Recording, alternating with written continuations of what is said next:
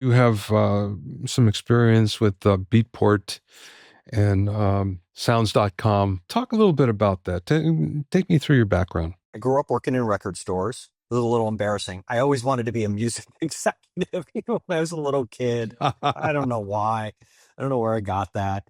And I worked for a little independent punk rock label in San Francisco when I first got to college. CD Presents. They put out Billy Bragg's records, his very first independent records. And I just loved being part of helping get people's art out to people who loved listening to it. And I worked in record stores again in college after high school.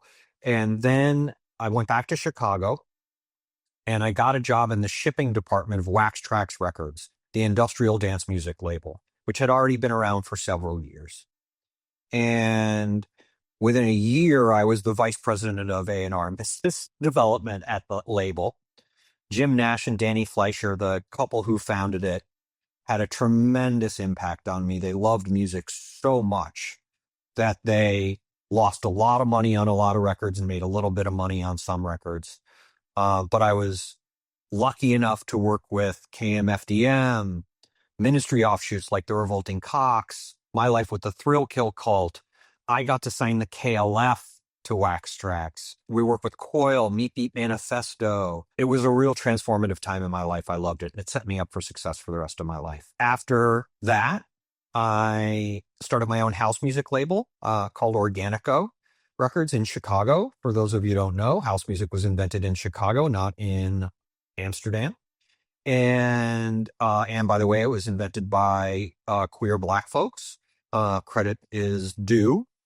And I put out some records by my friend Derek Carter, put out some records by a great band in San Francisco called Dub Tribe Sound Machine, Dub Tribe Sound System, and was packing records in my basement, sending them to record stores. Loved that as well, but I hemorrhaged cash. I was managing inventory. When you put out a record, you had to press a bunch of records. And then the internet happened. And my then lawyer for my indie label went to work for Motorola, building really early streaming technology. I went to work there, and that's where I found my love of digital. As soon as I saw that on our internet radio stations, I could see a report that told me which songs were causing people to turn off the internet radio station, and I could even see where inside the song was causing most people to change the channel, I was hooked. That was so much better than trying to watch a dance floor to see if they were liking your DJ set. The idea that I knew in that granular level of detail what was bringing people joy and what wasn't, so that I could offer them more joy with music, I was hooked. And I was there for a while. We built some really cool early products that never saw the light of day with the Grateful Dead, with the Smashing Pumpkins. And they were all just highly experimental streaming products. Then I found my way to Music Now in Chicago, ran music and product there, the very first music subscription service with all the major labels. We sold that to a little company called AOL. I'm probably skipping some layers here, but then I made my way to Los Angeles, where I always wanted to live. I ended up running music and product at Napster when it was legal, when we were paying people, I like to remind everyone. And Napster was effectively a streaming service. But again, this was before the smartphone existed. And streaming did not matter before the existence of the smartphone. Smartphone was invented and popularized while I was at Napster. Started to see real consumer adoption in streaming. And we sold it to Best Buy, of all people. Around that time, I was thinking it might be time to do something else. And I found my way to Beatport, where I joined as the chief operating officer. And about 6 months later, I was the CEO. And I knew of Beatport. I was a dance music fan, a former DJ, loved what the founders had built, and was very, very fortunate to join Beatport just as the EDM bubble was kicking off, and rode that wave, grew Beatport substantially, helped the founders and shareholders sell it to a larger company. It was an incredible experience. And then found my way I started another company called Metapop. I sold it to Native Instruments.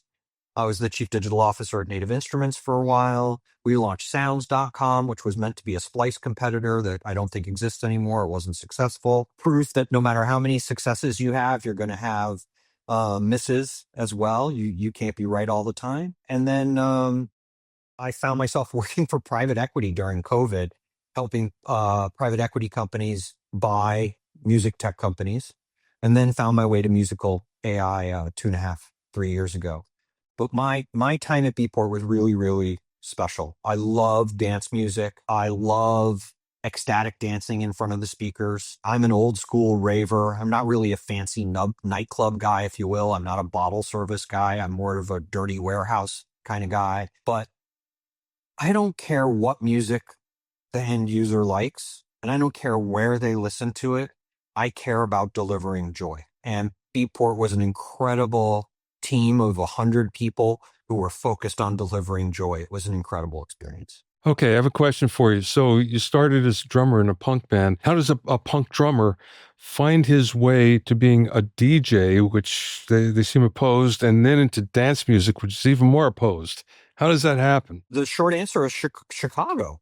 Oh, yeah, okay. In high school, I was in a punk band. I worked at a record store. Steve Albini, rest in peace, the Yeah. famous music producer, was a student at Northwestern University. He came in our record store all the time. We were the first record store he brought the first big black records into, his first band.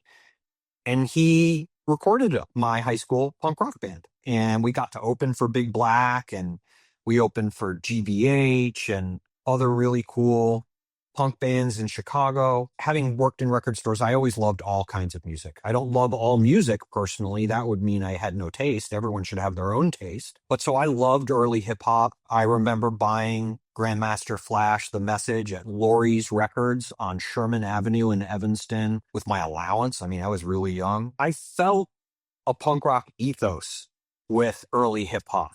Yeah, yeah, I get that. And so I always loved early hip hop. And then I started to be interested in psychedelic music. And I loved going to see the Grateful Dead. Really good dance music there. Well, if you're high enough.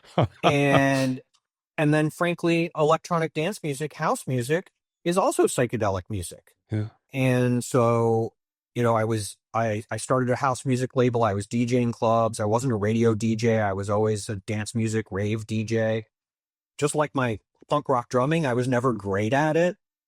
But I was always lucky enough to be able to open early for people who were really awesome. I loved doing it. Yeah, that was the crossover. And I still listen to punk rock. I still make electronic dance music in my computer. I'm going to see Dwight Yoakam on Wednesday. I'm really freaking excited about that. I love music.